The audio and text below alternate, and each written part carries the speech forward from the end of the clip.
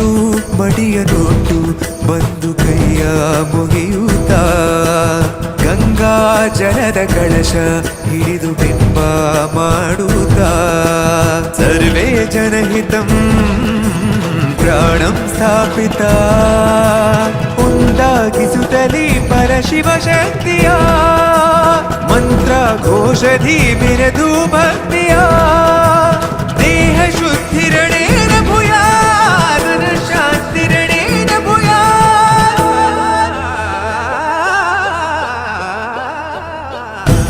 ದೇಹಾಲಯವೇ